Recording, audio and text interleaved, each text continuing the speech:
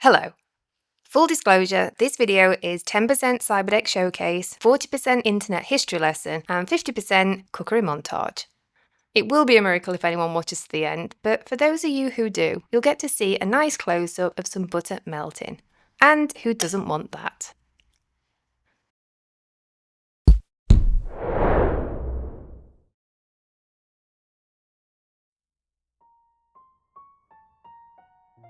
This is Gopher, an information access method from the 1990s, before the internet went pear-shaped.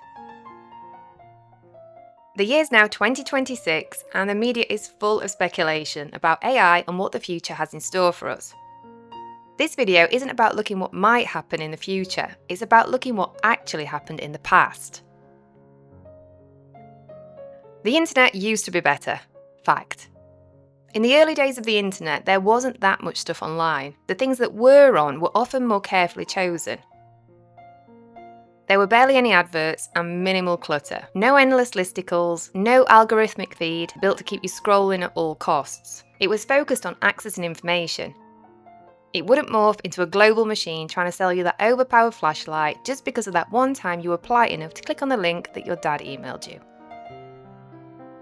Before the World Wide Web became the dominant way to get information stored on the internet, there was a competing protocol called Gopher. Gopher wasn't another internet, it was just another way to navigate the information on the internet. Back when the internet was new, there were multiple competing ideas about how information should be structured and accessed.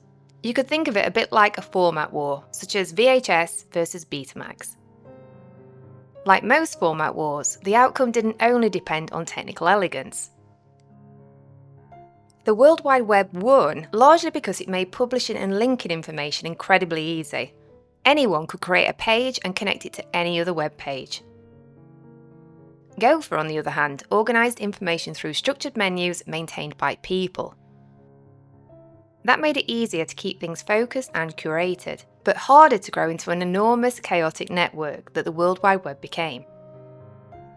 That ease of publishing is what let the web scale, and that ease turned out to be both a blessing and a curse. Side note, lots of people think of the web and the internet as the same thing. They aren't. The World Wide Web is one service that runs on the internet, but it isn't the internet itself. It's divided into a few different areas. The surface web is the relatively small collection of web pages that are publicly accessible and indexed by search engines. The deep web is the bulk of the data and refers to the web content that isn't indexed by search engines, such as pages behind logins, private databases, or internal company systems. A small subset of hidden web services, often accessed through tools like Tor, is commonly called the dark web. The internet also carries many services that are not part of the web at all, including email, file transfer, messaging systems, and other network protocols. A tiny corner of this non-web internet can still be explored with a Gopher browser. So the internet is a network of networks that carries many different services. The web is just one of them. We see Gopher like an ancient insect preserved in amber, frozen in the 1990s, but perfectly intact. Text only with tools on specific topics curated by people. Single purpose rather than systems trying to do everything at once. In one of our earlier videos, we made the boostbox, a retro terminal to watch YouTube videos.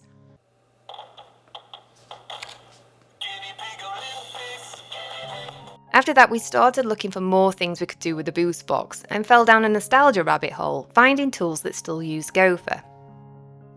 Gopher works particularly well on retro terminals, and as they say, many a good tune can be played on an old fiddle. As an example, here's a massive online archive of recipes made by bencollver. No ads, no tracker pixels, and no meandering preamble about how much the recipe author used to love the bread their grandmother made. Just instructions. We adore it so much that we ended up contributing a recipe of our own. It's called Ch'bagels, because, clues in the name, it's a ciabatta bagel mashup. Then kindly checked our recipe for clarity, made sure it made sense and published it. It now lives in the kind of text-only archive that Gopher is built for. As a bonus, here's our recipe for Ch'bagels that took us only 30 years to perfect. Step 1. Make a beaker.